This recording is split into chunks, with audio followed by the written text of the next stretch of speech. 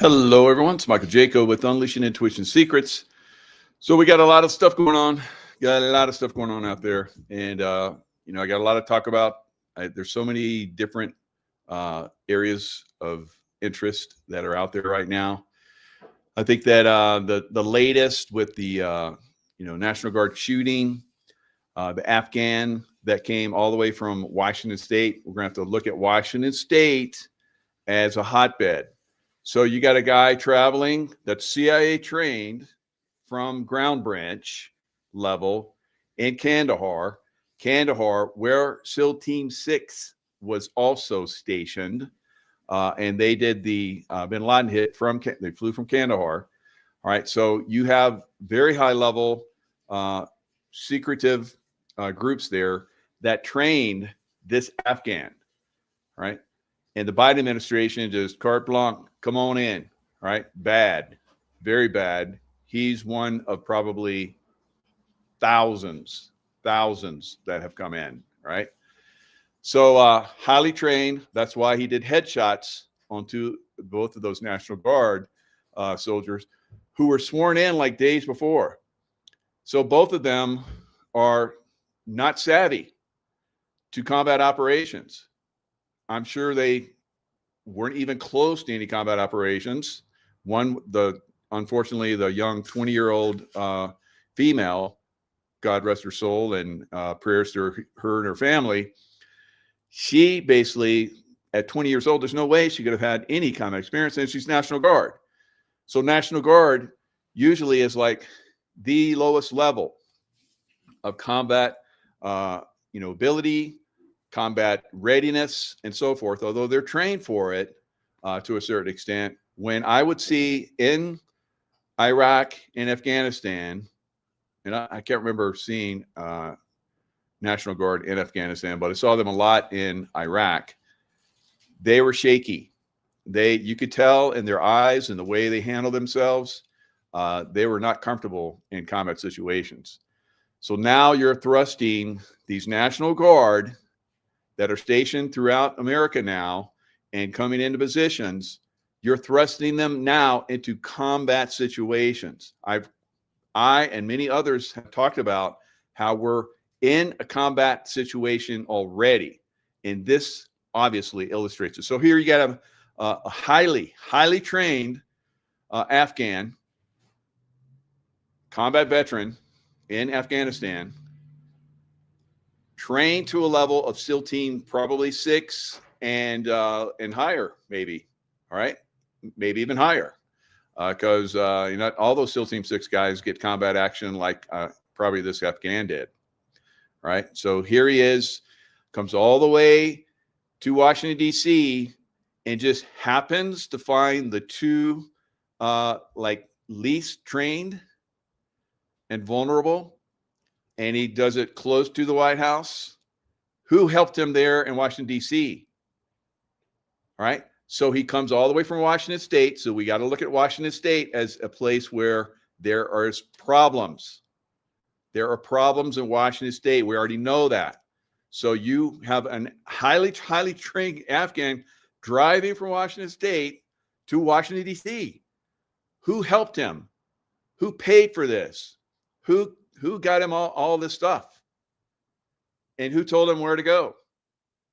And he's probably, looking for targets. Maybe there's other people out there searching for targets, and we're coordinating with him and others. That's my best guess, right?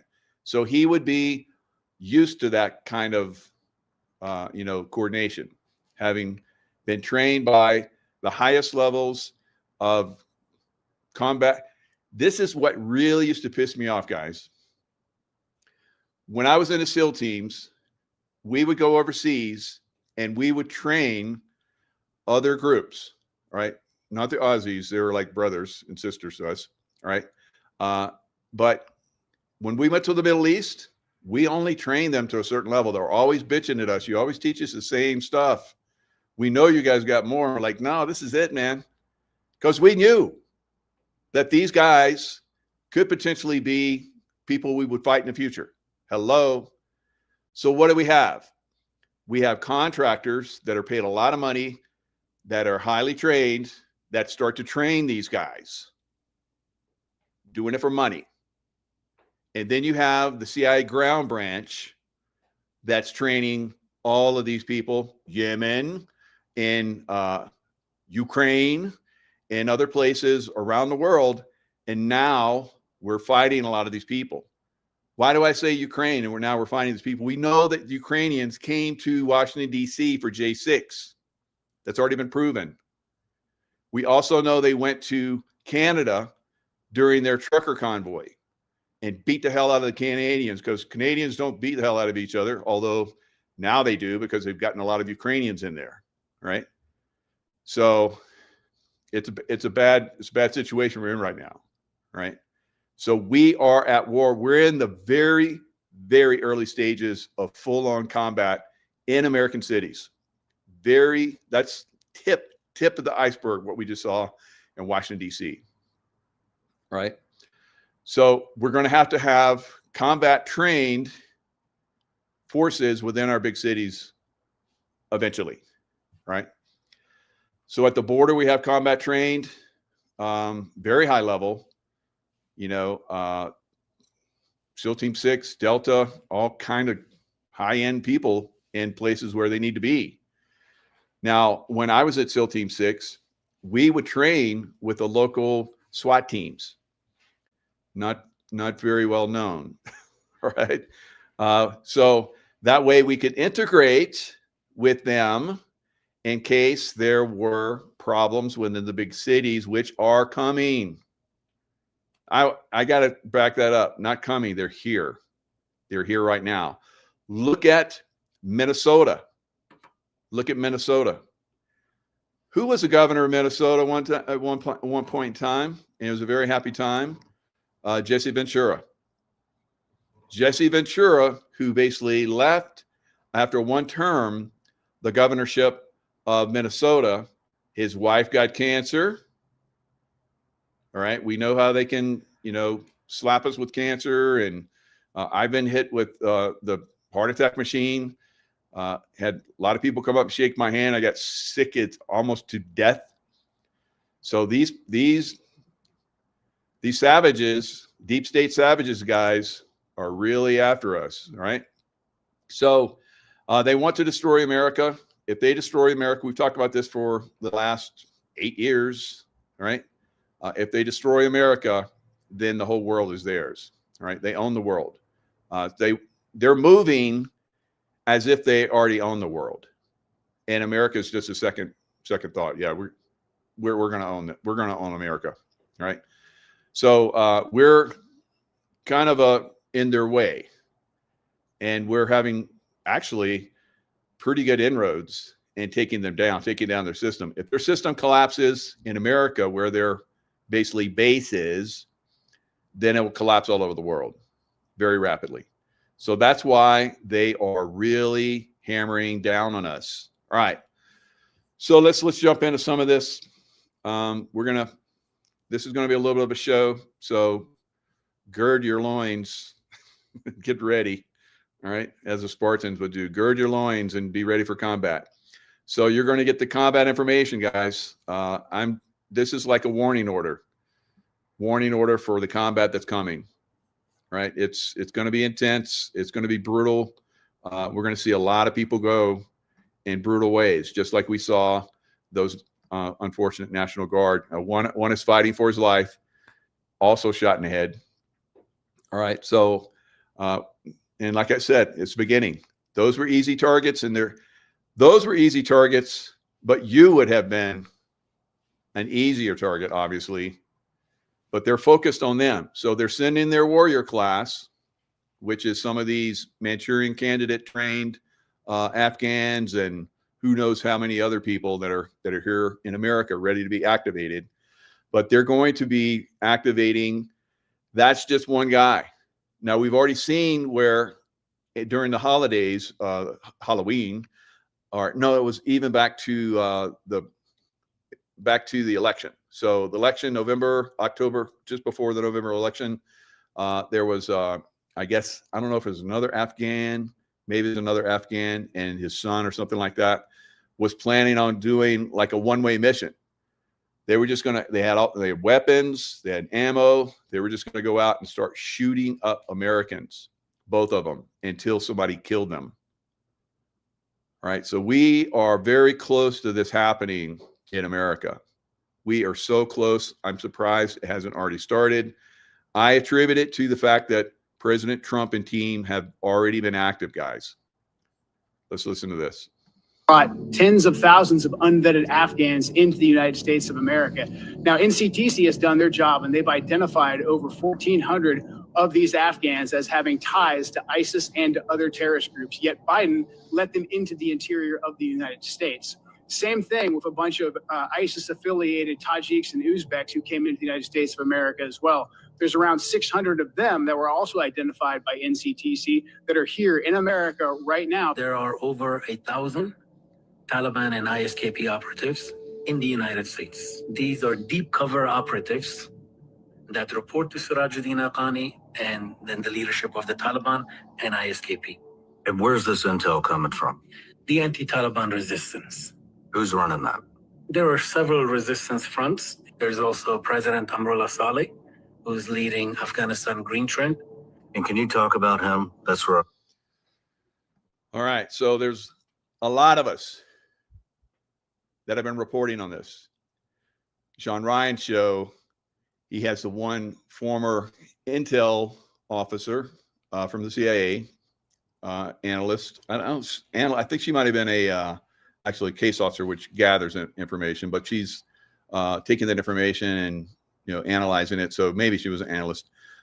So the way that CIA works, you have case officers in the field that work with different groups, set up information gathering, HUMINT, which is human intelligence. I was on a lot of those missions. I was on hundreds of those missions, providing protective details. So it is it's a lot.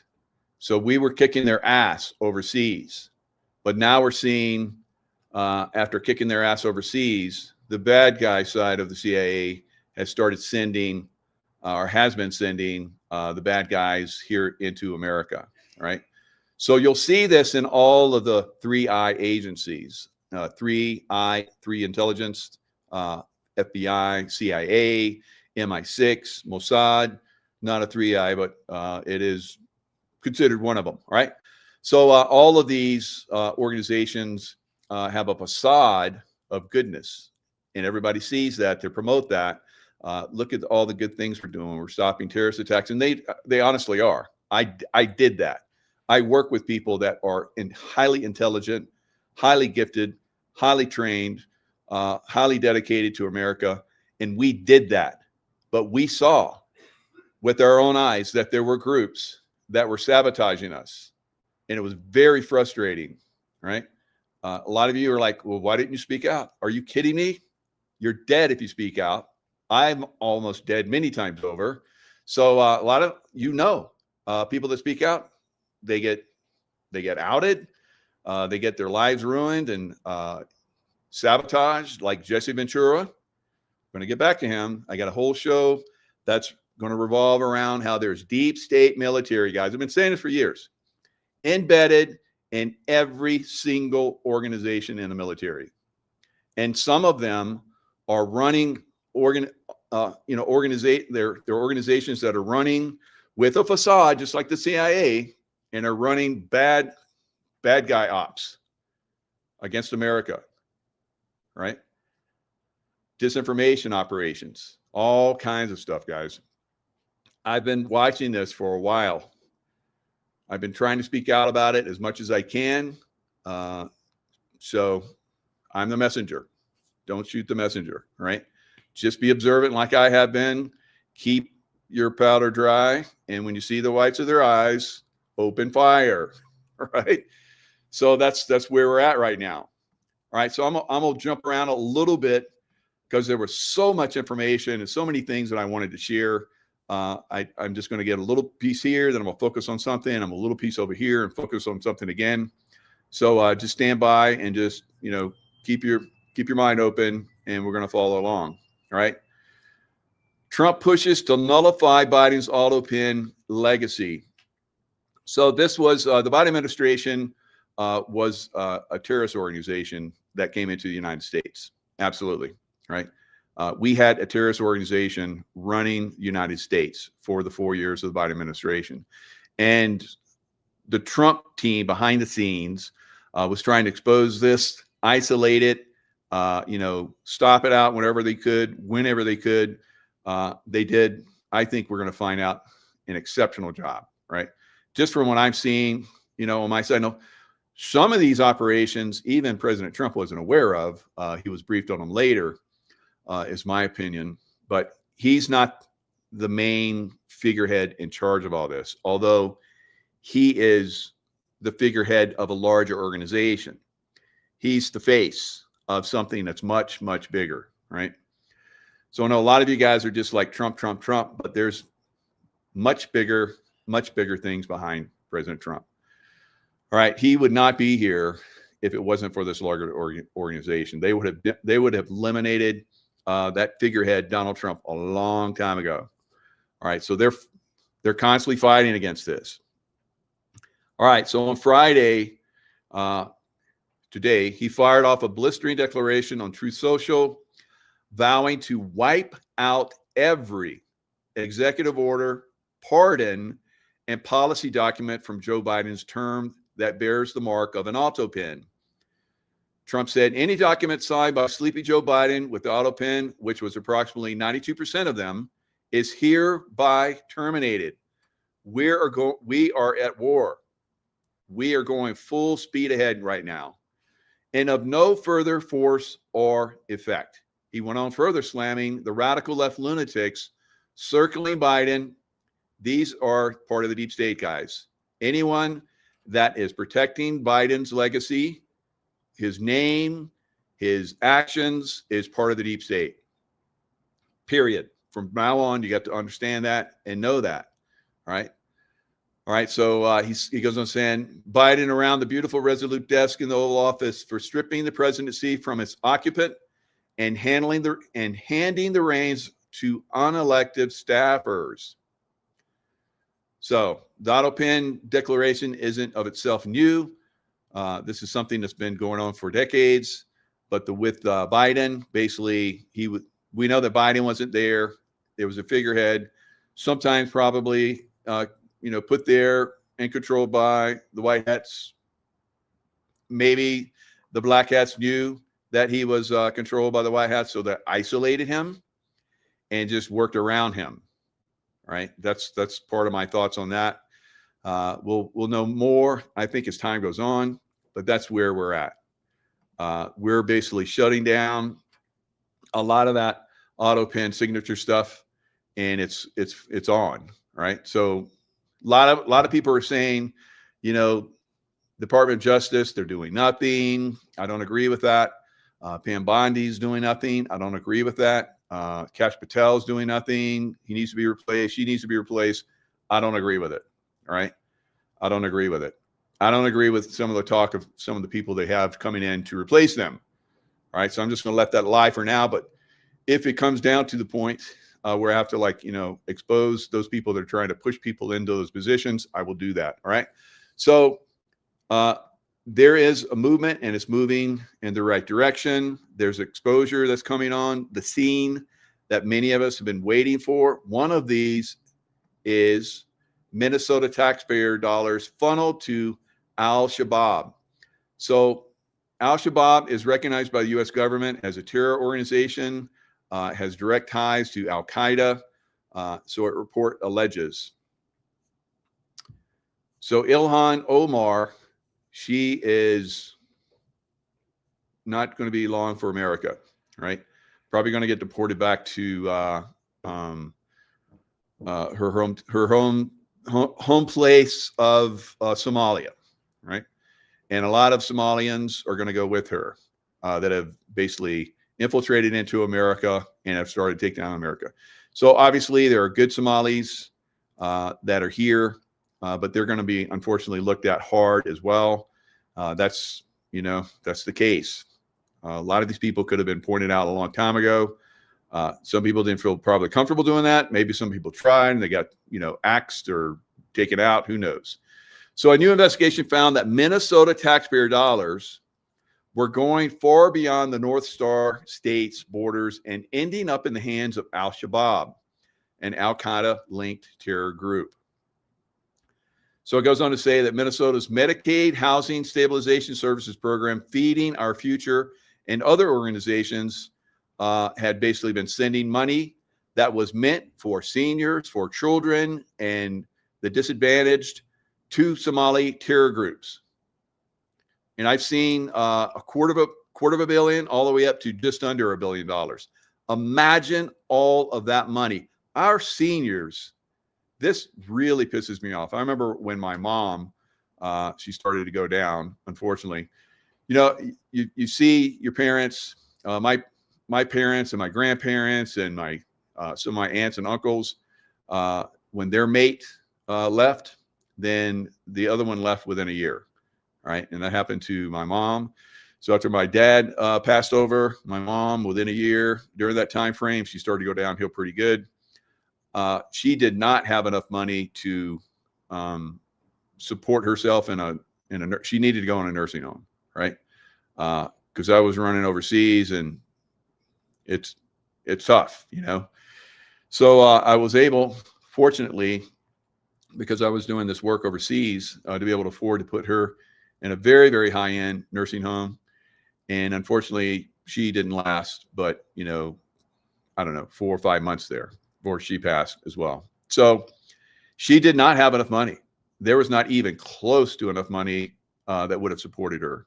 From her Social Security, she worked her whole life for the state, and her retirement and Social Security, Medicare, Medicaid, not even close, guys.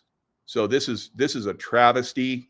And then you have something like this pops up, where we're funding with those funds that should be going to disadvantaged and going overseas to fund terror groups that are targeting Americans. Not so good. Not so good, guys. So this is a big thing. And I'm going down this rabbit hole on Minnesota. So it's not looking so good. As it turned out, the Somali fraud rings sent money transfers from Minnesota to Somalia. And according to reports, approximately 40% of households in Somalia get remittances from abroad. In Somalia, 40% of the households getting money from abroad, which is not a big deal if you're in America, you're an American citizen, Somali, I don't care where you're from, or who knows, maybe even Americans send money to Somalia. I don't know. But that's not unusual. This happens all over the world. Every culture does this. But when it starts to come down to American taxpayer money that is supposed to be used for Americans, that's being stolen and sent over there, I guess they're looking at, says the Somalia diaspora sent $1.7 billion to the country. And they're saying that happened in 2023. All right. So it's probably higher. I'm going to think that it's been going on for a long time, for years and years. Minnesota Somali community sent millions of dollars through a network of money traders known as hawalas that wound up in the hands of the terror group. So I guess 70 to 80 people are being investigated right now. Ilhan Omar, who should be like, oh, this is, she should be saying, this is bullshit. We're going to get to the bottom of this. She's like denouncing it, saying that it's attacks against her and against Somalis. So that tells me, as it should you, that she's guilty as hell. All right. She's part of it. She's part of it. And I don't think that she tells her constituents, at some point, I want to go back to Somalia and raise my children after you've stolen millions from the U.S. government, I bet. And, like a lot of these people, they have their insider trading scandals that are going on.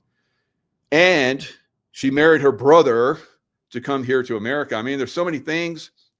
Minnesotans, you need to recall this person and get her the hell out or send her to prison. I would recall her and start an investigation. Our investigation start now. Recall her, and get some legal group that's not corrupted. Which I don't know. I guess that's going to have to be a military tribunal, and put her in prison for the rest of her life. Right. So, Yeah, her brunkle, her brother uncle, right? Yeah. So it is it is crazy. All right. So what does President Trump have to say about this? He is furious. He is so pissed off, and he should be. But all of this stuff has probably been in the background, and now they're disclosing it, guys. So now he's gonna be outraged. But this has already been known. This has been known probably in his first term, and now they're getting around to the point where they can really hammer down on it. What do the Somalians have to do with this Afghan guy who shot the national? Nothing, but Somalians have caused a lot of trouble. They're ripping us off for a lot of money. There's a tremendous amount of money going back to Somalia. What the hell are we paying money to Somalia for? But they're ripping off our country at a level that few people have been able to see before. That's about the only thing. You talk about competence. We have Ilhan Omar, who does nothing but complain about our country and our Constitution. And she comes from a country with practically no country. It's devastated. It's crime-ridden. It's a mess. It's a disgrace. And we took their people at a tremendous. We're not taking their people anymore. We're not taking their people. And we're getting a lot of their people out because they're nothing but trouble. All right. So he's also talking about doing a freeze on third world visas, people coming here and so forth. That's going to be frozen. He needs to really I talked behind the scenes with some people. I'm not going to name names, but they were telling me how there were programs that were made for the disadvantaged and seniors homes and so forth. And we would have people that would come from overseas that were labeled disadvantaged, and they would get these facilities. And the seniors and disadvantaged would continue to be disadvantaged, even though the taxpayers were being told that they're going to be taken care of. But it was like these illegal immigrants, really, when you get right down to it, that were given the ability to come here to America because they were in war-torn areas and they needed help and blah, blah, blah, right? Fix your own country. Somalia is so great, and you love Somalia so much. Take your children back right now, right? Resign and get the hell out of here. Get the hell out of here before we start to investigate you and put you behind bars, Ilhan. So that's your warning.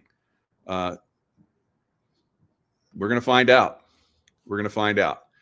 So who was a former Minnesotan that was highly revered by Minnesotans?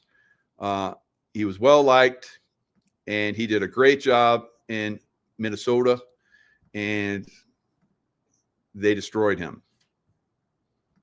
I said, why? He looked around, he whispered, Cuba. All right, so he went down while he's governor. He's like, okay, all the things that I wanted to check out, now I'm going to check out. So he went down to Cuba, and he was followed by the CIA. Now he has a story where he's in the like Minnesota State House, right? He works there. His I guess where he lives is someplace separate, but he gets called on the weekend, on the Saturday, by the CIA to come down to the basement of the State House, like they own it. And so he gets called down there. He goes down there. He talks about this, and he says he went down there, and they asked him how he won the election, because they had it rigged all the way back then, guys. And there was such an amazing turnout for him. He won, kind of like Trump, right? Now, Jesse is his own man. He has his own ideals, and he talks about the Democrats and the Republic, he calls them both basically criminal organizations, which is true. I totally agree with him. And there's probably a few that aren't. He was an independent. So, and as an independent, he won, which is extremely rare, unless you're Bernie Sanders, right? So this is some of the stuff that he was doing. And so it talks about he was ratted out by Hulk Hogan and backstabbed by Chris Kyle. So, but look what he's doing. He's going and he's exposing stuff And then eventually he has his own show, which we're going to talk about, which was exposing massive amounts of information. So it was, let me see, what was the name of the show? I'll get down to it. So let me see. Conspiracy theory. So I have it in the works. I'm going to show you all the stuff that he was looking at: 9/11, the JFK assassination, camps within America to put, like Americans, concentration camps, and they had like guillotines them and all kind of crazy stuff. So he exposed a lot of this stuff, aliens, all kinds of stuff, guys. So they came after him hard. And then we're going to talk about Chris Kyle, how he came after him and so forth. There's a lot to this story. So don't go away. I said, okay. So I went to the governor's residence. Normally I'd go home on a Friday to Maple Grove, where my house is. 4 o'clock, a car pulls up. A guy gets out from the Swedish embassy because, see, Cuba has no embassy here. So Castro has to go through someone else. The Swedish embassy comes in and meets with me, and here's the message. He said, this is a message from Havana to you personally.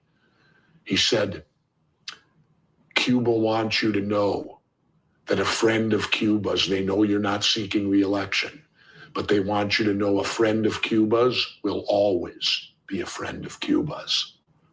In other words, you're going to be our friend, even though you're not. So just like JFK, and he's going to talk about JFK now, and I've done lots of shows on the JFK shooter and how he's part of an assassination team, execution team for the deep state. And when they decided in their own little back offices that you were going to go bye-bye, or they're going to destroy you, because it's easier for them to destroy you. And if they kill you, then your legacy continues and even grows like it did for JFK. Of course, they covered up the truth and they buried all the different truths that he was about. But you have Jesse Ventura coming out, and I remember he did a show about the JFK assassination, and there was no way that the way they described it happened. He tried to go up into a tower that simulated, him using the same weapon, jacking around in, firing, jacking another round and firing. Absolutely impossible, right? Many of us that have done this have shot, sniper rifles and so it's like, that's an impossible shot. Possible shot. So he exposed a lot of this stuff, and they came after him. Governor anymore. I thought, and you know who that came from. Sure. I thought that was pretty good. I thought that was pretty loyal too. What did you ask him about the Kennedy assassination? His perception of it. What did he have to say? Couldn't shut him up for 20 minutes. He said it was an inside job. He said Oswald couldn't make the shots. You know that as well as I do. He said, I had nothing. Oswald, as we found out from other people, Jim Manning, who did deep investigate. Jim Manning found out when he was at the Washington, I guess he was stationed in Washington as a Marine. He was in some library somewhere where they kept a lot of these records. Just so happened that they had a record on Oswald, and he went and looked it up, and he found that Oswald was a horrible shot. He couldn't even he barely could make the standards. So he was not an expert shooter and was barely making the standards. And in fact, he maybe even failed, and they just pushed him on anyway, because the CIA had, they had a job for him. Now we know that he went to Russia, Oswald, and he was working there to gather information. I don't think he was as successful as they wanted him to be. Now, James Files talks about how he and Oswald, for 4 days before the assassination, Oswald, who had been there for a while, scoping a place out, showed him around. And then they kill Oswald. That's how much they, serve and protect, the people that serve and protect them. They kill them, right? They're no longer used for them, and they see him as a way that they could use him as a patsy, like they did with Oswald. So they killed him off. With it, he said, do I look suicidal to you? He said, I love my country. He said, if I killed John Kennedy, the United States would have wiped Cuba off the earth. I'm not suicidal. He didn't have anything to do with it. And he's correct. Oswald couldn't make the shots, and it was an Now, there was a time frame where they were trying to pin this on Oswald. I'm not Oswald, but on Castro. They tried to make Castro be like he's the one that basically planned and coordinated, the JFK assassination. That fell through because everybody's like, that's stupid. All right. So this is the thing. They constantly throw disinformation out there. They'll go with a story that's disinformation, and when people figure it out, it's like, and then they go with another one, and another one, and another one, and then finally people get tired and they don't want to hear anymore. It's like when I do these shows that have extreme levels of reveals in them, I'm like, oh my God, everybody's going to rise up now. It's like hardly anybody looks at it. I'm like, wow, it's so sad, but I understand. Because you hear this stuff over and over and over again, you get tired of it. It's like, oh, it's just another, disinformation rat hole. But I understand because you can't discern what's truth and what's not. So I hope these shows that I do with you is starting to get you to the point where you understand what is true and what is not. This is going to be very important going forward, as it is right now. But even more so as we move forward, because the disinformation, and literally it's going to come from both sides, it's going to be over the top. You think it's like crazy now? You haven't seen anything yet, guys. Job. What do you think happened? I think we killed our president. I think a coup d'etat took place. Had John Kennedy lived, there would have been no Vietnam War. There you go. And we know that. In fact, after he was killed, Lyndon Baines Johnson started sending troops to Vietnam. And that was part of the reason why they kept him alive, because he thought, oh my God, they're going to kill me too. And they're like, no, we're not going to kill you. We're going to use you. You're going to be good. And before the shots happened on the Kennedy assassination, Lyndon B. Johnson was hitting the floorboard, and he had like Secret Service all around him. Before the shots fired. Yeah. Corruption is deep, guys. It's out of control. Yes, Stephanie. LBJ, evil incarnate. Absolute. All right. But what does that do for us now? Now that we know that, how does that inform us going forward? Well, it informs us so that we don't make the mistake going forward anymore. When we see someone like Obama come in, I mean, I got to admit that I was fooled by him too. I was fooled of me, of all people. Yeah. So, but Bush, voted him first time, Bush W, and second time, not so much. I didn't vote for Senior. I saw that he was part of trying to take out Ronald Reagan. That was obvious to me. And why would I think that his son would be any different? I don't know. So he was the better of the two problems, I guess. I don't know. And then you start to see over time, have we had anybody that's good? Yes. Reagan was good, but he was manipulated. He was controlled. They almost killed him. He was in a bad strait there for a long time. He almost died. So, they kept the facade up. And then, of course, Bush Senior was running the show, which is what they wanted to do anyway. So he started running the show quite a bit, I believe. And then once he came in office. So one of the things that Bush Senior, and we should call him Scherf because he was German. He was not American born. He was born in Germany. So he had no right to be an American president. So he actually served in the German Navy at 16. So it's born in Germany, served in German Navy at 16, and then he came to America. And Prescott Bush, also German born, Scherf. They came here, changed the name. Now, according to Sheila Holm, they changed their name here in America, but it's different everywhere else. And that's the way a lot of these elites are, guys. And I've seen this. I've seen different names for people overseas, a lot of people. And it's like, wow. So that's how they're not held accountable in a lot of these situations. So there's all kinds of craftiness that goes on with these people.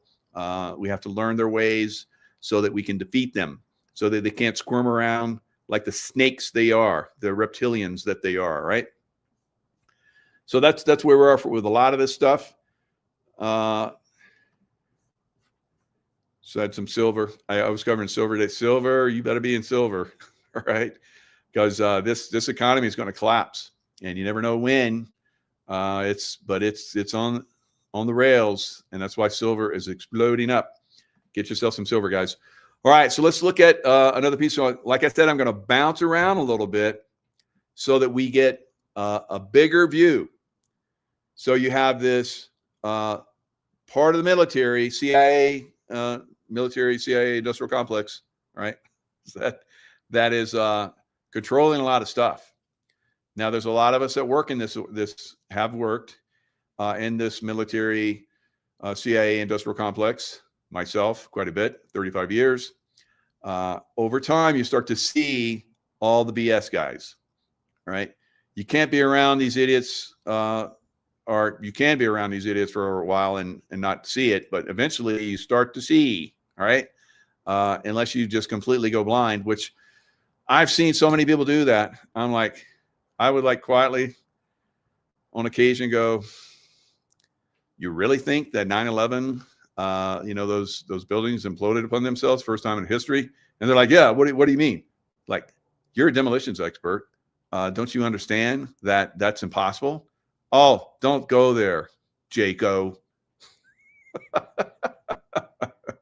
Dumbassery everywhere. So a person like that can be used by the system. And is. And unfortunately, that's quite often most of them. All right. Quite often most of them. All right. So let's look at another piece. This was a very good show by Sean Ryan. I really like this show. This is a SEAL Team 6 operator, Red Squadron. I was a Red Squadron guy, so I relate to him. Red Squadron, every SEAL Team squadron, every Delta squadron, they have their own unique way of, mindset and so forth. So I look at I looked at this show and I was like, this is incredible. So Matt Bissonette really did a good job. He revealed a lot of information in this, kind of like what I'm doing right now. So I'd highly recommend you watch this. SEAL Team 6 operator describes the craziest moment of the bin Laden raid. This is just a clip, but I put it at a spot where we're going to get a little bit more insight. So I'm going to show you the mindset of Navy SEAL. Now, I think Matt Bissonette, like me, like I was, I had the Archangel Michael protection. Something was protecting Matt Bissonette, and fortunately, the people around him were protected too. But it's quite impressive. I used to see this all the time in the SEAL teams. It's almost like, for most of us, that didn't happen for everyone, unfortunately. But for most of us, we were protected. I guess as long as we're doing good. And then maybe some groups, maybe unwittingly, were outside of that scope. I don't know. It's fucking genius. I didn't think of any of that.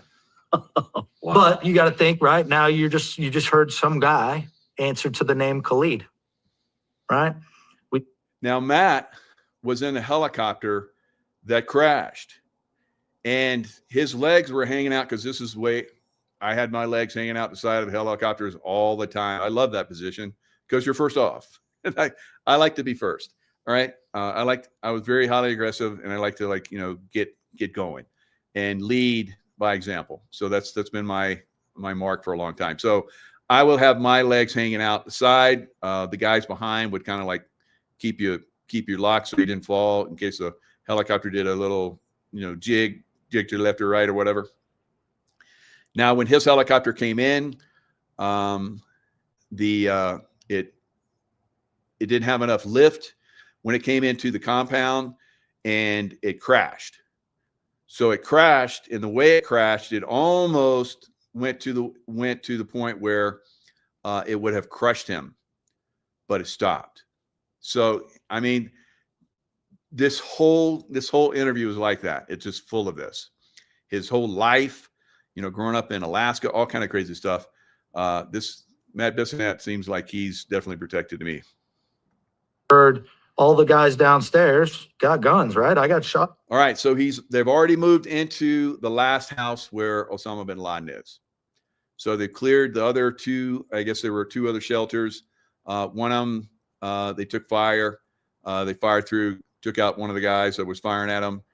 Same thing in another house. One of the women in the house ran to get the weapon that had been her husband or whatever, and she got shot, but just a immobilizing shot to the leg or something. So here they are. They're moving upstairs, and this is where they're at right now. This is crazy the way this happens sometimes. So you're going to hear how they're moving up these stairs, and they just one of the guys in his group just whispered the guy's name because they knew, the guy that was in this area. So they whispered his name, and he poked his head around the corner, and they shot him. He had a weapon. He was in hiding. If they had gone up, he would have unloaded on all these guys. It's crazy stuff. At the first floor. So, okay, whoever is in this house is putting up a fight and trying to hide, right? So okay, significant. At least chalk that up in the back of your mind as you're moving through the target. That, okay, maybe the intel folks are correct for once, right? There was a ton of different intel people involved in this. The girl from the Zero Dark 30 movie, she was always 100%, right? She wasn't a hot redhead, but she was always 100%. There was other intel people we had there. Some of them be 50%, 70. She was always 100%.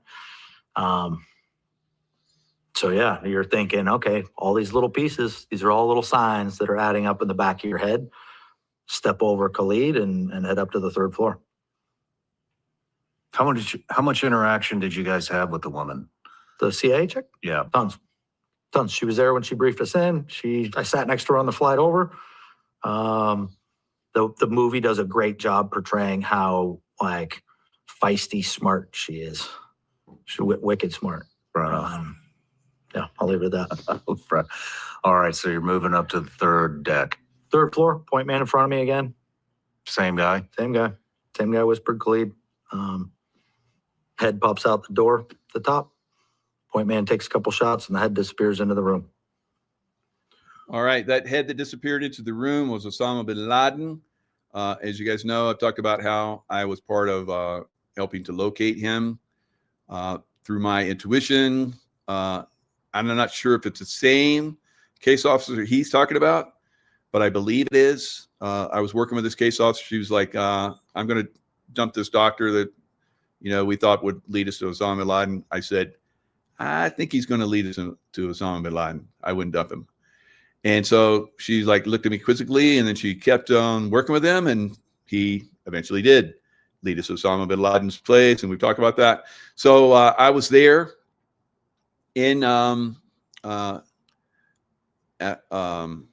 Pakistan when this happened. In Islamabad, I was 50, 60 miles away. We had an action plan to basically potentially move everyone, our group, and potentially other people, maybe in this mission, across the border into Afghanistan. So we had all kinds of different. We were going to go by vehicle as far as we could. If the vehicles came under attack, we're going on land. It's so we knew the territory, all kinds of crazy stuff, guys. So there's a lot that goes into these things, a lot. And these guys probably don't even know that there was a background like that developed for them, right? So crazy, crazy stuff. So Osama bin Laden, within an hour after he was shot, I saw the pictures of it, right? So very, very crazy. So you have good guys doing good work, and then you have bad guys sabotaging. All right. So who might one of those people be? Who might one of those people be? Someone that everyone like puts on a pedestal, puts them on a pedestal. Who might that be? And I do this and I get so much heat, but Matt Bissonnette called it, and I'm like, I'm going to go there. So Matt Bissonnette said that he's not fond of Admiral McRaven. So he talked about how Admiral McRaven, now McRaven was nominated by President Barack Obama for promotion from the rank of Vice Admiral to Admiral and appointed as the 9th commander of U.S. SOCOM. So U.S. SOCOM, that's who did that mission to get Osama bin Laden. That's the highest level. So Matt Bissonnette talks about how Obama was having, every year they have like this press dinner at the White House. So he was having a press dinner when they wanted to do the hit, and he asked McRaven, hey, can you push that a day? So McRaven pushed it a day. And then Matt Bissonnette talks about how one of the reasons why that crash happened is because if they gone in on the day that they were supposed to, the weather was perfect and the humidity and all the different things were just right, so that helo would not have crashed. Would not have crashed. Right? Now we've seen McRaven viciously attack President Trump. And we've also seen McRaven being given like a massive stipend from Amazon for, I don't know, one of his books or no, they just said he's one of the great people of America. And they gave him like 10 or 15 or $50 million, something crazy. So another payout, they did money laundering to pay people off. And that was probably for talking shit about Trump. Right? So Matt Bissonnette has some more stuff in there about McRaven. But I've told you guys, there's bad actors in the military.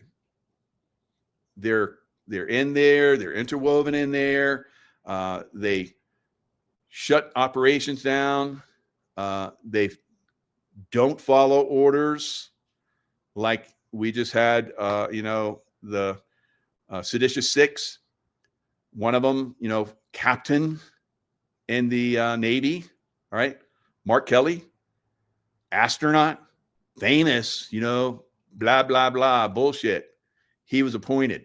He was put in position, guys. So now he's attacking Trump, and he's a CIA puppet, the bad CIA, like I talk about. The bad CIA is doing missions against Trump, doing missions against us in the United States. That doesn't mean all the CIA is bad. Doesn't mean all Somalis are bad. Doesn't mean all Wisconsins are bad because they had their money taken from them and shipped to terrorist groups, right? A lot of us are misled. A lot of us are lied to. A lot of us are fooled. But there are some of us, you can't fool us all the time, all right? And that's where I want to help you guys get there so you're very rarely fooled, right? So I could go down a lot of these holes, rabbit holes with you guys, but let's go down this one. Let's go down this one, and I'm going to go expose a little bit more, all right? Because it's already been exposed to a certain extent, and I'm just going to I've been told stuff, and I'm going to bring it up now. Chris Kyle, all right? Did Chris Kyle deck Jesse Ventura at McPee's? All right. Now, remember, Jesse Ventura, he's a big guy. And when you do wrestling, I can tell you, as someone that does martial arts, you learn to pool your martial art training so you don't kill your partner that you're training with. All right. So when you've seen a lot of this wrestling stuff, where it looks real, but it's not, that's because these guys are expert to the level where they can pull it. And that takes a lot of skill at the last minute. So Jesse Ventura, big guy, big muscles. All right. Used to be bigger, probably did steroids at one time, I bet. But he's not a little guy. Chris Kyle, not so big, right? So he says he decks Jesse Ventura, and then Jesse Ventura runs away, or he runs away. One of them run away, all right? So the guy that owns McPee's is a Vietnam vet, and through his contacts, through people that he knows, because he owns the bar, he knows the bartenders, he knows everybody in there, he knows Ventura. I think the Ventura wasn't even there. I think it got down to that. I don't know. I don't know all the details. You hear, like, again, you disinformation, you hear so many different things, you don't know what to believe. All right. So, but what we do know is that Jesse Ventura basically did he went after Kyle's estate. Now, Chris Kyle, we know that Chris Kyle was like this super sniper, right? So let me see. Let me pull up his book. So American Sniper, Navy SEAL, Chris Kyle. Let me bring that book up. You know, they did the movie and everybody's all weepy over it because it was like, you know, he was killed by a guy at the range. That's super suspect as well. Sounds like Chris Kyle, who was on Howard Stern's and told the audience for Howard Stern's that he decked Jesse Ventura because he was talking shit about guys who had just recently died. There was there's one guy that jumped on a grenade, and so they're like having a wake or something like that at McPee's bar in Coronado, where all the SEALs used to hang out. I used to hang out there all the time.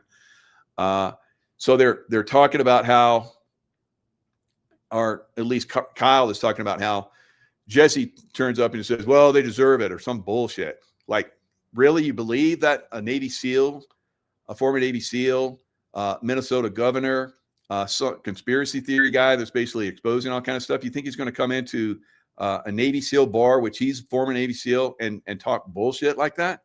That should be your first, that's bullshit, right? That should be your first idea that that's bullshit. All right, so American Sniper. So, of course, I have a lot of SEAL friends over the years that have informed me of a lot of different things. Truth, you know, real truths and so forth. So Chris Kyle, they were basically had a sniper position in, I think it was Iraq, it could have been Afghanistan, I don't know. But if someone came out with a weapon, they would shoot them, right? So they had control over this one street, this one area, this one town, and they're protecting this base, I guess. And I'm sure he did like 5 or 6 different missions, you know, deployments or something like that. So my buddy told me that Chris Kyle came in and relieved his buddy who had been on the gun, you know, all night up into the morning, and then no shots, nothing. Chris Kyle gets on the gun and within minutes starts blasting away. So they can't see downrange what he's shooting at, but they just got off the gun, his spotter and him, the sniper. They didn't see anything. Chris Kyle gets on there and just starts shooting the hell out of everything. Sounds pretty, well, I think we know what's going on there, don't we? Right? He's just blasting away people. All right. So another instance that someone told me was that Chris Kyle would get him and sometimes other people that would go with him as a backup, and he would go in town and go into where people lived, and he would shoot their goats.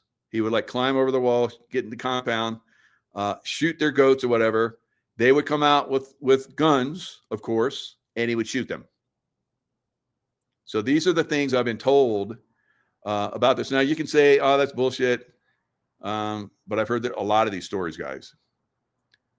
So then we have Chris Kyle killed by a PTSD Marine. So Chris Kyle, another SEAL, take this PTSD Marine to a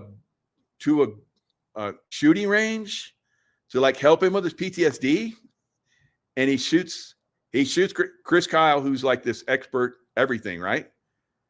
and he gets to jump on Chris Kyle and the other SEAL and kills him. Should be another bullshit flag, guys.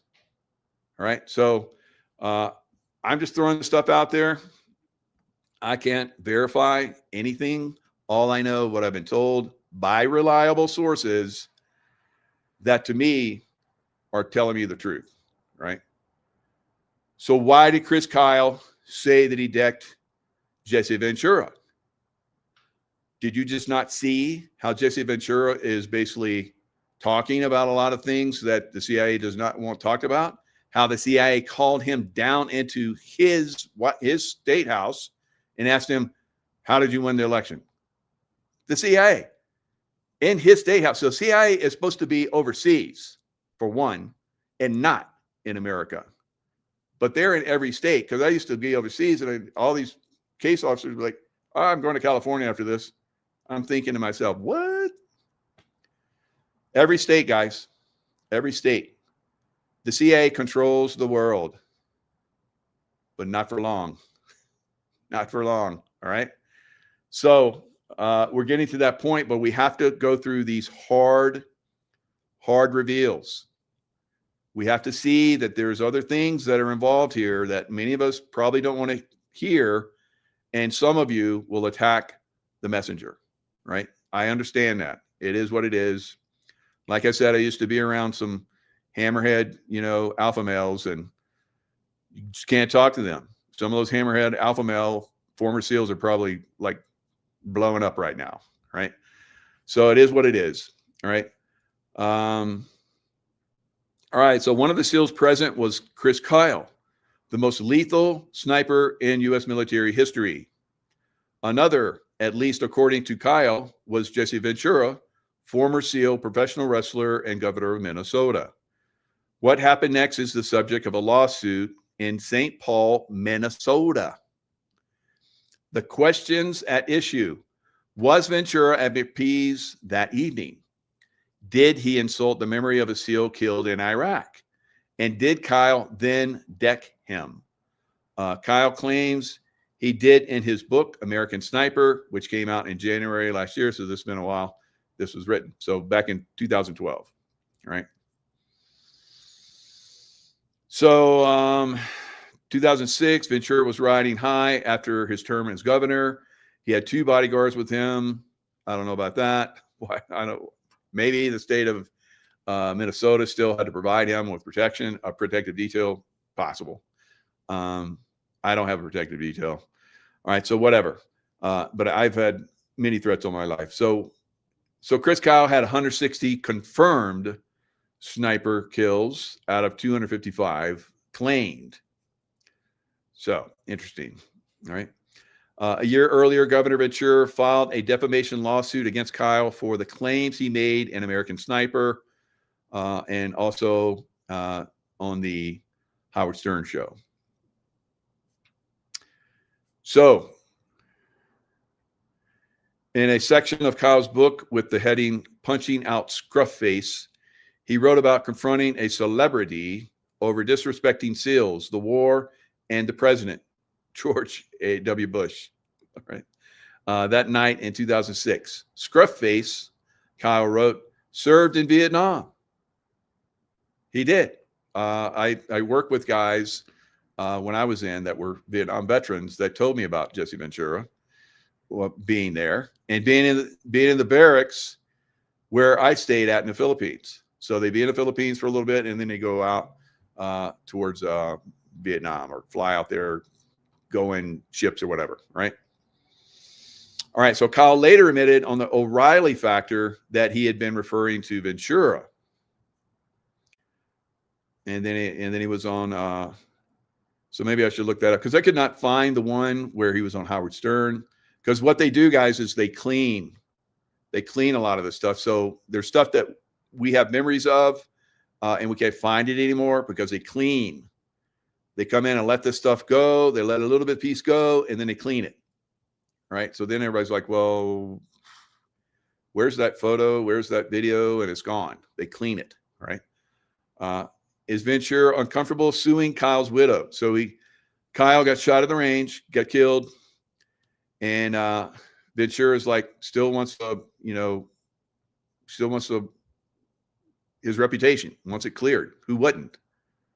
I'd like to have my reputation cleared in a lot of places where I think the CIA came in, but I don't know. But I'm pretty sure they did. So anyway, because when I tried to get jobs doing other things, there was a brick wall, right? And it was like, no, we're not going to hire you. I was like, why? And they're like, and that's all they would do. I was like, okay, I know what's happening here. So, okay. No, because they try to destroy your life like they tried to destroy Ventura's guys. So he's basically diming out their system, calling it out, informing the American public. They don't like it. They don't like it. They like us all dumbed down and not knowing what they're doing. And when somebody comes out to reveal, they either destroy them like they tried with Ventura. And I bet Ventura, I don't know if he would come right out and say it on film. Maybe he has. If I could get him on the backside, I bet he would tell me, yeah, I've had this, and this attempt on my life. I promise you, right? I promise you. Because a lot of times you don't want to reveal if they've been close to successful. Because then they're like, oh, we almost had them? Dang. Thought we've effed that all up. Let's keep going. Right? So for me, I'm seen to be protected, like Matt Bissonette. I don't know. I guess most SEALs might think there could be some truth to Kyle's allegations, he says. I've known even admirals to get punched by their subordinates once they're out, retired, and I know of this as well. A little punch on the jaw. I've seen that happen in the beer line at reunions. They tend to drink a lot at those functions. Yes, I've been to those functions, and they're a lot of fun. And people get scrappy. Some of those old SEALs, you got to be careful around those guys. They get a little scrappy, and they feel all like entitled because, not really. I love all the SEALs, but some of these guys are like, you whippersnappers, you FNGs. And I was like 20 years at the time. He was like, you FNG. Damn. So they get a little scrappy, all right? And that's that mentality, that's a mentality. And that's okay, because that keeps a lot of people alive, all right? You feel like you're invincible, and because of that invincible feeling, you do things that most people would not do, and that, quite frankly, are impossible. So you need to have that kind of edge, but eventually that catches up to you. You get injured, and you're like, oh shit, I'm not invincible. That realization slows some people down. It didn't me, but they wanted to slow me down, and they wanted me to be fly the desk. And I was like, no, I didn't come into the military to fly desk. If I wanted to do that, I would have become an officer, right? An officer and a gentleman, because I would have been a good officer and a gentleman. But I wanted to play. So when they wouldn't let me play, then I went into contracting, and I played another game, and that was quite interesting as well. So Ventura took him to court. He won. He won 1.8 million, I think it was. Won. So that's obvious that he was a jury trial. So the jury got to see everything, and they're like, yeah, that was a lie. That was a lie. And of course he was attacked. There were people in the SEAL teams attacked him. How dare him go after Chris Kyle's wife and try to take money from her? It was crazy, right? And I don't know, maybe some of those guys were part of that secret SEAL team that I talk about that is behind the scenes doing things that really they should not be doing. But maybe a facade of doing good things, but doing some bad things as well, because I've heard from some of those people, and I know that's true. And I've asked people about this team, and I catch them. I catch some of these people, and they're like taken off guard, and you can see it cross somebody's face, like, oh, I've never asked that, but I got to lie about it. And then you're like, no, that team doesn't exist. Okay, it does then. So I know how to ask the questions, and I know who to ask them about. So there's ways to get information. And if you're been around for a while, I've been approached that way too. And people got information from me like that. I was like, damn, that was fucking clever. I'm going to do that too. Right. But the next time I get hit like that, I'm going to notice it. I'm going to be like poker face. I got a good poker face. All right. So Jesse Ventura won his defamation lawsuit against the estate of Chris Kyle. 1.8 million, 500,000 for defamation, unjust enrichment from the defamation, 1.3 million.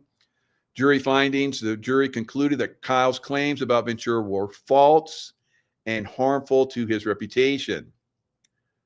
Now, we know they'll lie and they'll use the judicial system to destroy you, like they did Matt Bissonnette. They listen to Matt Bissonnette's detail his story. They destroyed Matt Bissonnette. They destroyed Jesse Ventura. They destroyed me. Some of us fight our way back, right? So we're like old dogs. You can kick us, but you can't make us go away. We're going to come back fighting, right? Old, scarred up, mean old dogs. All right, appeal and subsequent developments. The 8th Circuit Court, which is located in, where is it? Is it Arkansas?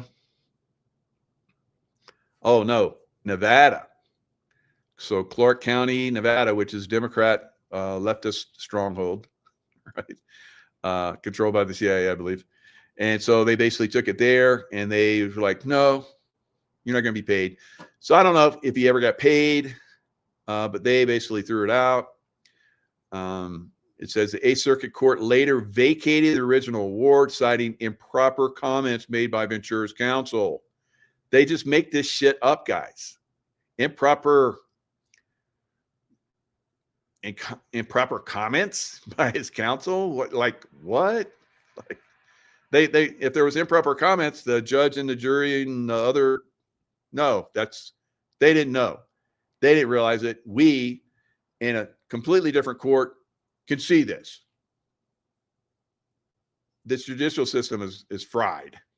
It's completely fried. It's been fried for a long time, right? We have to have military tribunals. We have to replace the corrupt judges, lawyers, and so forth. The lawyers, from what I'm hearing, are going to go away, and I think some of them already have. Away from the British Admiralty ruling, whatever that stupidness, accredited bar, British accredited registry. I think that's where it is. So they have to take an oath to the bar, and they have to do the bar exam. What bullshit, so we're still, beholden to British royalty. Jeez, yeah. No, that's got to go away. That's bullshit. Common law. They did it in the UK, and then they circumvented that as well in the UK. And now we're seeing people just expressing their opinions. Some people just have their opinions, and they haven't even sent them out. They have them in their Facebook, or they have them in their email. Opinions which the British royalty, I guess, Khazarian mafia, reptilian agenda, whatever. So still, they don't want that. So they're basically arresting people for just having a meme that they haven't even sent out. So that shows you that they're looking into our stuff as well. You think that you make an email, but you don't send it out. They don't see that. They've been all in my emails, guys. They send me bullshit to F with me, to screw with my mind. It'll pop into my emails like, what is that? Or comments like in this. I wouldn't doubt there's all kind of comments that come into this. So they're constantly playing mind games with me, constantly. And they're probably playing mind games with a lot of you, and you don't realize it. So this hopefully will get you to the point where you start to see through that bullshit, so that we can stop it out. So when it'll end up like the UK, where you write something like, I'm not sure I'm going to send that. and they're like knocking on your door. All right, it's time to go to prison. Why? Because you had this. I wasn't even going to, I thought about it. I wasn't even going to, well, good enough, right? You had it somewhere and we saw it. At some point they're going to be like, oh, we saw it in your mind. They already do that too. You know that. So, and they try and like infiltrate and tell us what to do. MK Ultra, all these people that go and do these, shoot people up, Manchurian candidates. There's some people that are very susceptible and they hunt for them. And if they see them as a child, then they develop them and then eventually take them into some of these organizations. They find a way to get them in there and then they use them. All right. So Jesse Ventura's long feud with American sniper Chris Kyle explained. Let's look at this. So wrestling fans know, Jesse the Body Ventura. How did he get that body? I guess he was in the barracks back in the day when he was Navy SEAL. Some of the guys were saying he would lock the door and he'd play like acid rock and he'd work out with weights and he like built his body up. And then he got out of the teams and then he went to become a wrestler, professional wrestler. So funny, all the stories you hear. So the Body, best now for his time as a color commenter in WWE and WCW, but much of now when he was on the Predator, you remember when they're in the helo and they're going in to get the alien? If you've never seen the Predator, it's basically they're chasing down this alien that's basically wiping everybody out, and he's basically taking their heads and their spines for trophies. So they're hunting this alien, and Jesse is in there, and he's like got a chaw, just like a lot of SEALs. They have like this chaw dip, and he had this big old chaw in his mouth, and he's like, what he say? He's like some about how he's it's just around the tip of my mind. I was just thinking about it and I was like, I got to bring this up. It'll be very funny to everybody. And he's like talking some about how his sexual, he was like sexually had these sexual abilities, like whatever. I wish I could remember the line, but anyway, he stole the show. And I've heard this from a lot of people. Arnold Schwarzenegger was not happy with him and he wouldn't do any more movies with him because he was so popular when he came out to do his shows. So what was it? Somebody was like, he spit, and then somebody's like, that's disgusting.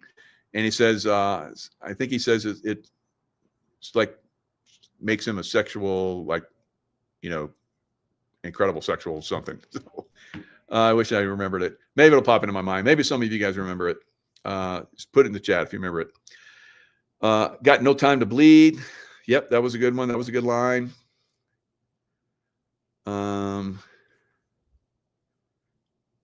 Predator invisibility tech is real. Yes, they were leaking it to us. It's absolutely real. It's been around for a while. All right. Oh, I remember now. It says it makes you a sexual tyrannosaurus. So whatever the hell that means, but sounded cool when he said it. I don't know. So anyway, Kyle alleged an altercation, blah, blah, blah. We've talked about that. Jesse Ventura's $1.8 million verdict overturned. Another 4 months later, the publisher of American Sniper sued Kyle, blah, blah, blah. Before a new trial could take place, Ventura tried to appeal the decision to the U.S. Supreme Court. Ultimately, in January 2017, the Supreme Court declined to hear the case. 2017. Wow. So that's when Trump was in office. So that sucks. All right. So anyway, it sounds like he probably didn't get his money. All right. But to a certain extent, because he won the case, I think he got his name returned. I don't know. So Jesse is an honorary lifetime member of the Mongols. So a lot of military, when they leave, they go into these biker clubs.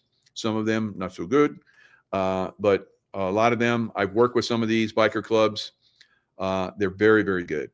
They're absolutely good. Just like everything, Predator, family favorite. Good, Stephanie.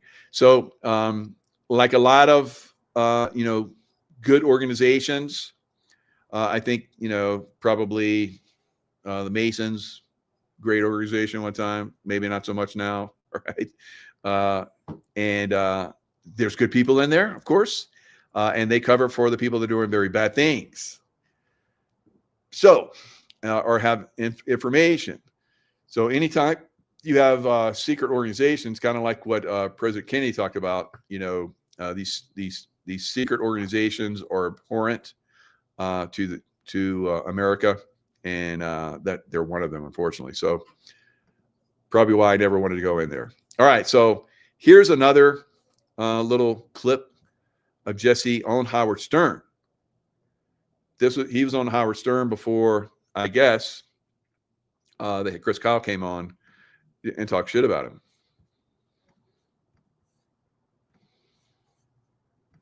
Your controversial stance on 9/11 and what happened to the World Trade Center, that you believe it was a conspiracy conducted by the government. Well, I believe that you can't prove anything, Howard, because all of the evidence is destroyed. Right. So there's no way to prove a thing.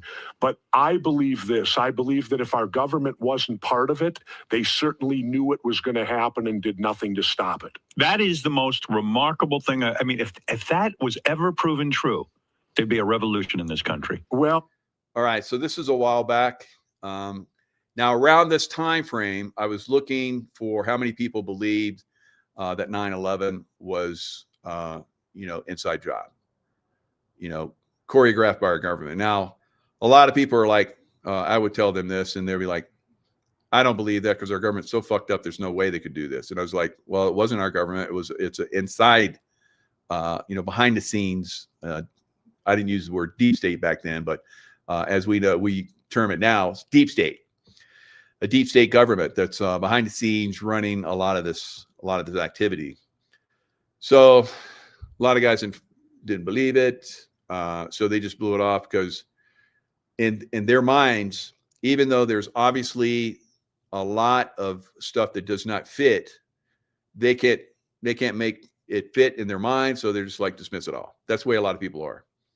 If it's not in their reality, even though they should be, like myself, very observant and see things and see a lot of things and go, yeah, like my Tennessee had a lieutenant commander that I was good friends with because we used to do triathlons together.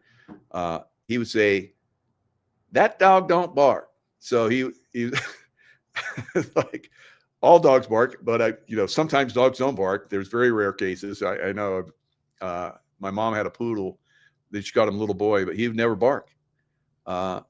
He'd never bark. Pretty wild, but he was pretty smooth. He was still very protective. He was like, but he wouldn't bark. It's really strange. There are some dogs who don't bark, but so he said that dog don't bark because most dogs bark. Almost all dogs bark. So by saying that, you're saying that there's something wrong. There's something wrong. That dog don't bark, right? So I loved it when he said that. So he was another guy that worked in, eventually. I saw him overseas, and I was like, John, I won't say his last name, but John, how's it going? What you're over here? Because I was in the CIA working as a contractor. So we were in the same vicinity with transportation, and I was like, who are you working with? And he's like, I was like, okay. And that's the way it was. And then I think within a year or so, he had a heart attack and died. Wonder what he was into. Bummer. All right. He was like triathlon. He was like me, ultra healthy. Right. So, yeah, very, very, you start to see that kind of stuff and you're like, oh, bummer. So I've seen a lot of people disappear over the years. All right. Very, very fucked up stuff. All right. 9/11, the awful truth. So it says that how many believe I put in the search, and I did DuckDuckGo because sometimes it gives me a little bit more insights because Google is very controlled, of course. I said, how many believe 9/11 was an inside job? So let me share the screen so we can just kind of see this together. And there's not a lot of people, all right, believe that it was as they said. Opinion polls, as we see, Wikipedia is totally corrupted, so I'm not even going to look there. University of Warwick. Why do people believe 9/11 was an inside job? So they did a study on it, 250,000 pound, I don't know what that translates to, maybe 300,000 study. And the guy was like, had all these like intellectuals and all, you know, blah, blah, blah, blah. So I think the people that think for themselves, critical thinkers, for the most part, are like, yeah, that's bullshit, right? Those that listen to Wikipedia, the false narratives of the deep state and so forth, believe that narrative. Unfortunately, still, it's incredulous to me that still there's people out there. But I hear every time I say that people come in the chat. It's like, yeah, I have my cousin is in New York law enforcement and he believes it. I was like, are you kidding me? Of all people, they should be the ones that really don't believe it. So anyway, I guess they probably have to get those jobs. And you don't hear a lot of people talk about this that are in the political realm. They don't, and high-level military, they don't go there, guys. Very few people will come out like myself and speak out and bring all this information. I had like the Architects for Truth guys come in and talk, went deep down this. I think I did like 4 or 5 hours where they came in with all the information and just destroyed the narrative of this being a real thing. So conspiracy theories. So mostly at this point, I think most people, way over 50%, I would say 60, 70%, I would hope at this point, don't believe the narrative. Now we're constantly given more and more reality checks on this. So for the first time in history, before or since, there's never been a time where buildings collapse on their footprint from fires. And I've done shows where there was a firefighter that was on the floor where the plane crashed, and he said they had it under control, and within seconds after him passing that over the radio, it collapsed. All right. So there's the police, firefighters, police, doctors, demolition experts like myself, military. There's so many different groups that are like for 9/11 truth guys. Many, many different groups. Does it make a difference? I think over time, like we've talked about, you know, I was like, okay, here's the 9/11's coming around a few days before. I'm going to reveal information, and now it's time to get like attacked like crazy, right? Now I don't see any attacks. I haven't for years now.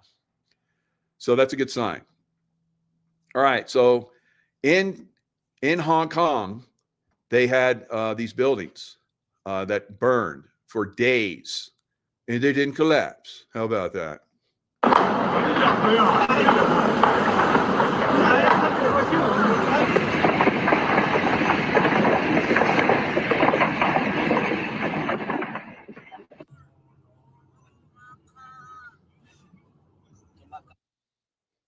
That raced upward along the exterior structures and spread into apartments housing thousands of residents.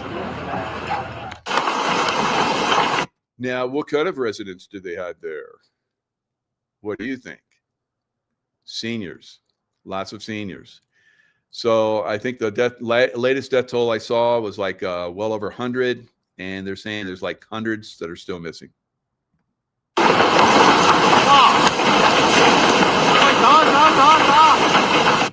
Floor. Those precious lost minutes allowed the fire to intensify further and made evacuation more chaotic.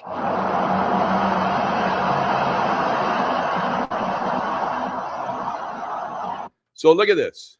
These fires are raging from the bottom to the top on all of these buildings for days, and none of them collapsed.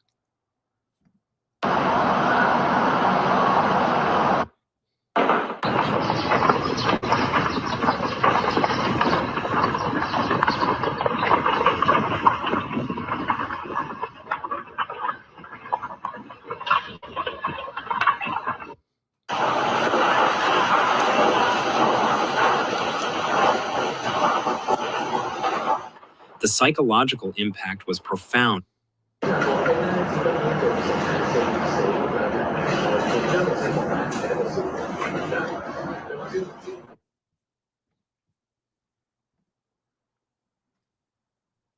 right. Are there any stupid 9/11 believers still? Don't be stupid. You're not going to last much longer if you're stupid. Really, you aren't, right?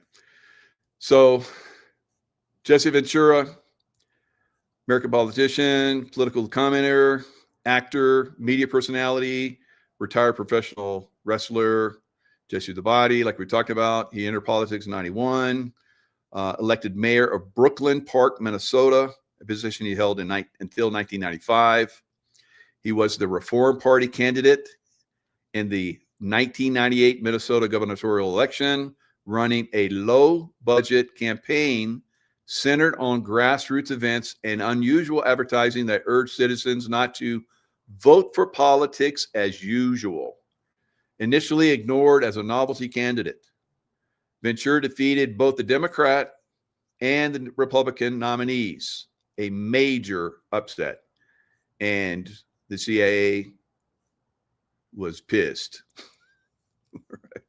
They were pissed. All right.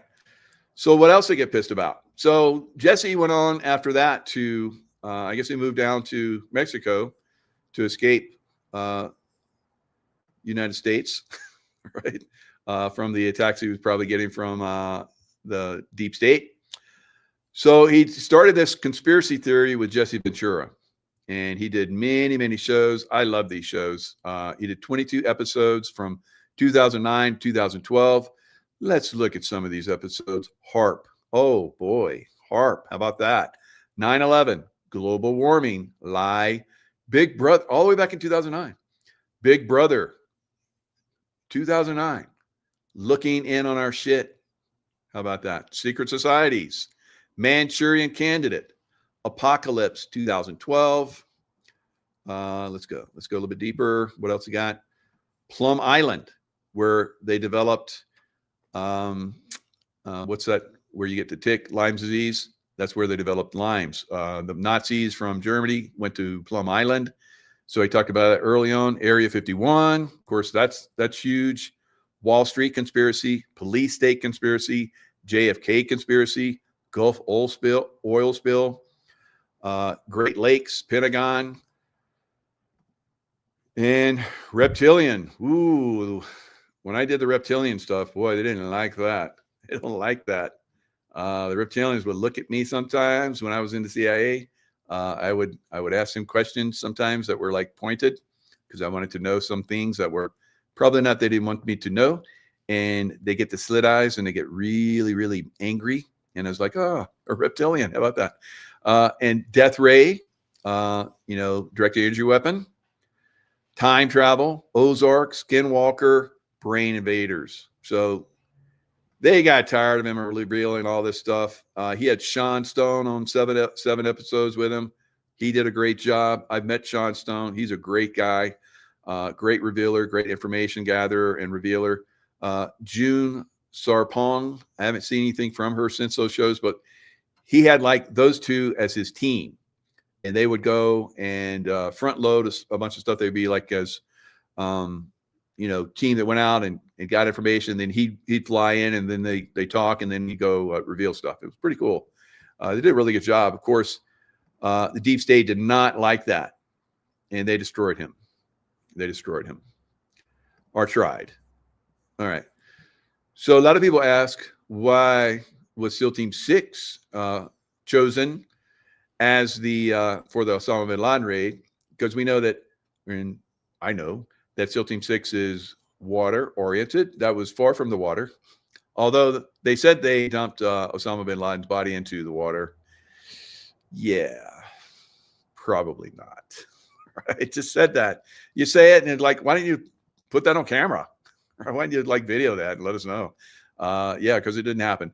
All right, so why SEAL Team 6? Remember McRaven, Navy SEAL, head of JSOC. That's why. All right. Now, if they'd had somebody from Delta there, who do you think would have gone? Delta, right? And maybe it would have been better. Maybe it would have been the same. I don't know. Because I work with the Delta bros, and they're awesome.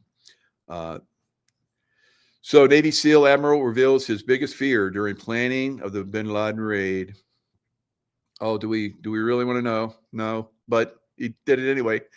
So a lot of these guys had books coming out, and I want to say Osama bin Laden, but it was Obama. Yeah, Osama bin Laden, pretty much the same thing. So Obama, another terrorist, they were putting out a movie and a book. And then, other people put their books out and kind of like, stole the show. They didn't like that because they want to make Obama like the hero for like, saying, go do it. There were those of us that really pushed this, right? We've been, and eventually we got to the point where we were able to work around the system and we got it done, right? So they had no choice because we basically, we had it all out there, right? So, yes, books of lies, lots of books of lies out there. And so we have to work around some. I don't know why it won't show that. Kevin Free, there he goes. Kevin Free, good job. I like your insights. So there are so many books of lies, especially Obama. He did his book, which 2 people read, but he got like tens, maybe even hundreds of millions of dollars from the book. All right. It's money laundering. And that Obamacare, the reason why they shut down America for 2 months, because we wouldn't, or at least the Republicans, we the people, because we elected President Trump, we the people, said no. And pretty much we're tired of these insurance companies ripping us off, and you want to do more of that. F you. All right. F you and your Obamacare bullshit. And so anyway, Obama, you ever think, I always thought, because Obama brought it out, they named it Obamacare. They named it Obamacare so he could get income from his name being used. $2 million a year for rights to his name on Obamacare. He got upwards of $40 million from U.S. taxpayers just because his friggin' name was on Obamacare, guys. Trump shut it down. Wow. I don't know. Maybe that's why they revolted and said they didn't want to work with Republicans and help work with Americans. So Chucky Schumer, they don't give a shit about Americans. So they screwed over Americans big time, didn't they? 2 months. I think Chucky Schumer's gone, right? Because he didn't keep it. He wasn't able to keep it. There were like Democrats that were like, oh shit, this is so bad. We're going to vote for this thing. We're going to vote for, we're going to work with you, and let's just get the budget passed. So Chucky Schumer is not very popular now. Ocasio-Cortez is probably going to take his place because New Yorkers are completely compromised. They just voted in a communist that hates our president, called him a Nazi after he visited him. And Trump said, oh, he's going to be great. And then he went home and said, oh, he's a Nazi. Yeah, New Yorkers. Ooh. Yeah, New Yorkers going to go bye-bye. All right. So a lot of us have seen, how the deep state has brought in a lot of these bad actors. You saw what one guy can do, kill those two. I'd be surprised if the other guy lives. A headshot from a shooter that knows how to do headshots. All right. Fortunately, there were some guys there with guns that basically shot him, and they were able to take him captive. That's good. So now give me a question. And the CIA, I guess Ratcliffe basically came out and said, yep, he worked for the Zero group or whatever. It was like 03. And they were trained by, the Special Activities Center. So ground branch guys, special activities. Yes, I can reveal this because it is on the internet. How about that? All right. So Special Activities Center of the United States Central Intelligence Agency, responsible for covert operations. The unit was named Special Activities Division. Sad, so sad. Prior to a 2015 reorganization. When SAD took over, they were basically two separate groups. Special Operations Group for tactical paramilitary operations. Probably at some point they had the assassins in there, guys. Maybe they're still in there. I don't know. I've seen some people over the years in the SEAL teams that disappeared for periods of time, and they came back and they didn't talk about what they did. I don't know.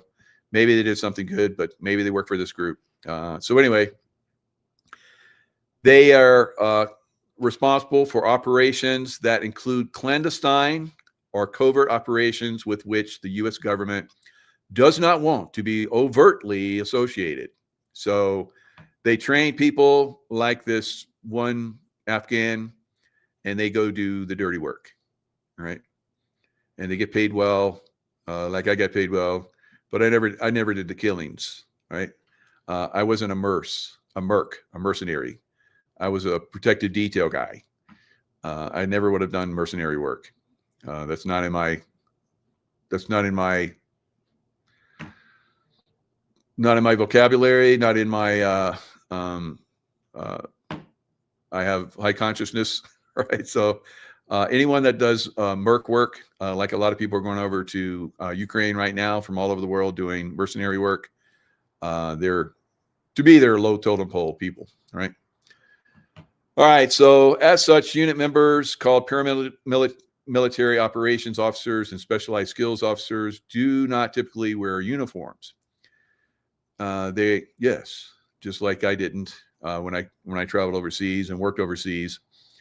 You don't have a uniform, and that's so you can move around and not be recognized, right? You even wear the local garb, and you grow out a beard and other things. So, and drive their crazy cars and all kind of stuff, and walk around like they walk around. I've talked about all this.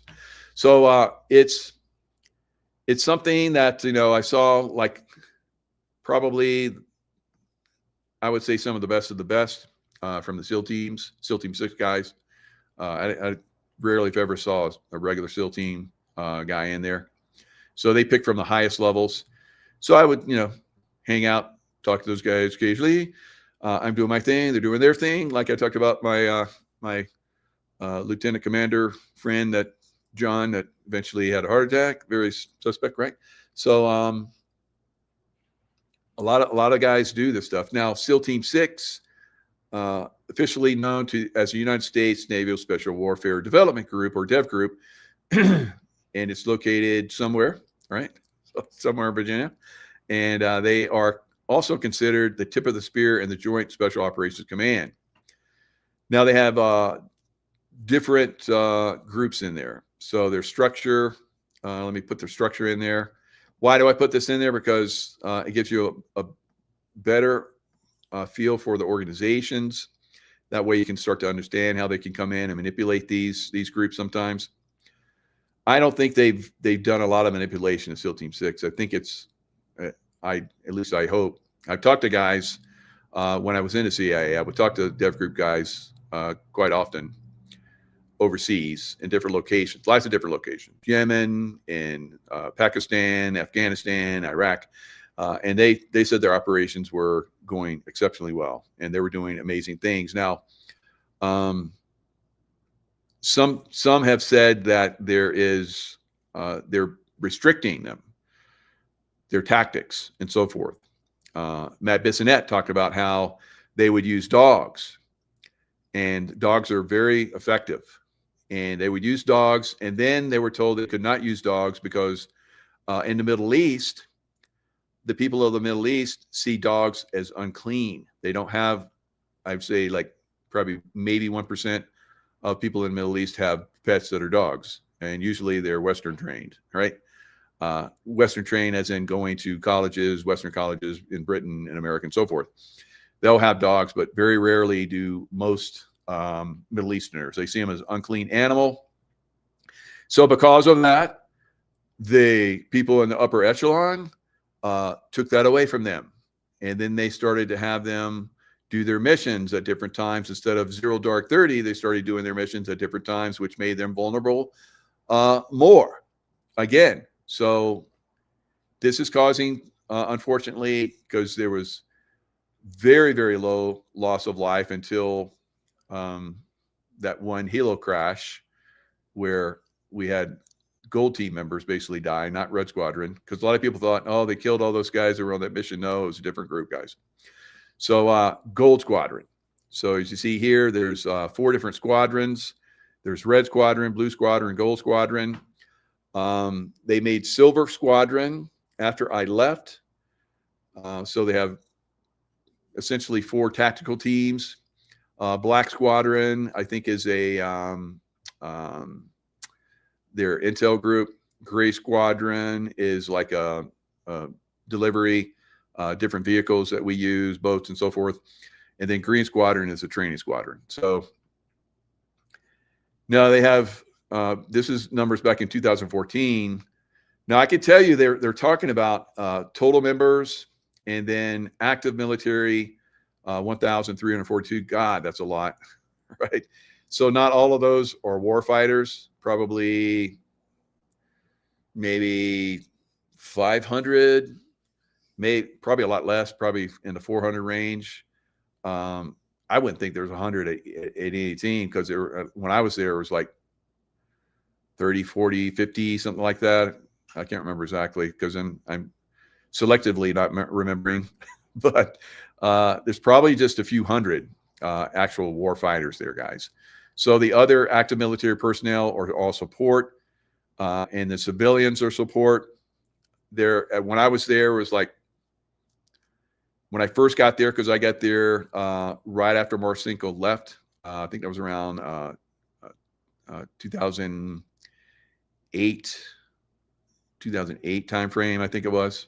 No, was it that late? No, it was 1998 or 95 or something. 95, I think. Yeah, it was 95. So, yeah, I'm an old guy. So, and I can't remember well. So, but maybe that's good because I don't remember all this stuff, and that way I can't be held accountable. So, when I came in shortly after Marcinko left, who was the founder, Dick Marcinko. Now, I've seen guys come out and attack him, and I'm like, what the heck? It's like this guy like founded this place. He's like the hero for founding this place. Now, Jesse Ventura was a friend with Dick Marcinko, and Dick Marcinko told, when Jesse told him about the CIA coming in there and questioning all that, Dick Marcinko laughed and said, yeah, they're going to do that. And I always wondered about that. Now, Dick Marcinko has passed on, but they came in and destroyed his life big time because he was basically, I believe, revealing deep problems within the military. And his red team group were going around and revealing the vulnerabilities of our military installations. And he made a lot of enemies. He made a lot of enemies when he was at SEAL Team 6 because he, founded this thing, and, it basically took the best of the best And so the rest of the teams were like angry about that. They were angry when I left and other people left. But I think they came after him and destroyed his life. I think they did the same thing to Marcinko, unfortunately, that they did to Jesse Ventura. All right. So all of you guys out there that are SEALs or former SEALs or whatever, you should take that on board and really think about that. All right. You should really think about that. And then those of you that are in other military positions, still and former, I know a lot of you guys come out and tell me that I'm right on a lot of this stuff. So thank you for support. Now, more than 3,100 arrested in federal operation in Memphis. It's Bondi. All right. I think Bondi's doing a good job. Like I said, I do not believe that she needs to be replaced, but I don't know. I'm not there.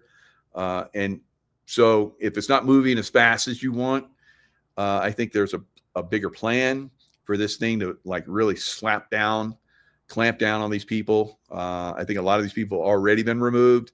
So some of you are like, whining about why isn't so-and-so been like Hillary Clinton, why hasn't she been revealed to have been, killed and whatever, tried and executed? Well, because the deep state wants to act it out, and we're like, the good guys are like, let them play it out and see what they make of it, and maybe they'll reveal some more stuff. And then eventually, when we like say, oh yeah, she was exterminated back in so and so, and we've seen her out all this time, and then you're like, those dirty rats have been playing this game for this long. So we're going to see that with a lot of these people. So don't be so critical. Be observant. When the time comes, I think a lot of this stuff is going to be real. I think it's coming. I think we're extremely close to a lot of this stuff being revealed. So Memphis arrest. So the governor, good governor in Tennessee, wanted this task force to come in, just like they're doing in Washington, D.C., like they're trying to do in Chicago, but they're being blocked, like they're trying to do in Portland, but they're being blocked, like they've been doing in L.A. To a certain extent. So Attorney General Pam Bondi said more than 3,100 arrests have been made since they came in November. When they go in there, was it October? 2 months. So it's 2 month long crime crackdown. So, but yeah, September, October, November. So September, I thought it was October, but it was the end of September. So anyway, so 3,100 arrests, 121 missing children were located, 500 legal weapons, and murder rates cut in half in 2 months. Crime rates in Memphis at their lowest level in 20 years, said Tennessee Governor Bill Lee. Good job, Bill Lee. Good job. Good man. All right. Bondi said that homicides have dropped around 48%, sexual assaults have dropped 49%, and robberies have dropped 61% during the 56 days compared with the same span last year. Now, if they hadn't gone in there, those crime rates would have continued to go up. Right? So the people of Memphis deserve, the people of the United States deserve this, guys. So when the crackdown comes, it's going to have to be military. Military will have to get involved. All right. So I went off in a couple of different directions there. You like that? Couple of directions. All right. So hope this is informative. I'm doing my best to keep you guys informed. There's a lot of other stuff that I'm going to be sharing. We got Earth changes coming up. A lot of psychics have predicted this. I'm going to go into that. A little bit more detail in the coming days.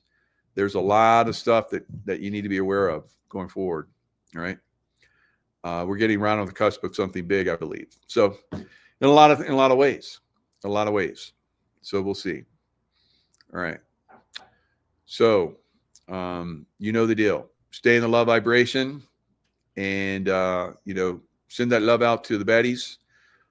Right now where I'm at is 555. That's a good time. 555s. All right. It's my wife Tracy's birthday. Say happy birthday to Tracy. Going to take her out to a nice dinner. She didn't want to go out late, but she is okay now. So, all right. Lots of love to you guys. Stay in the love vibration, and we'll see you guys next time.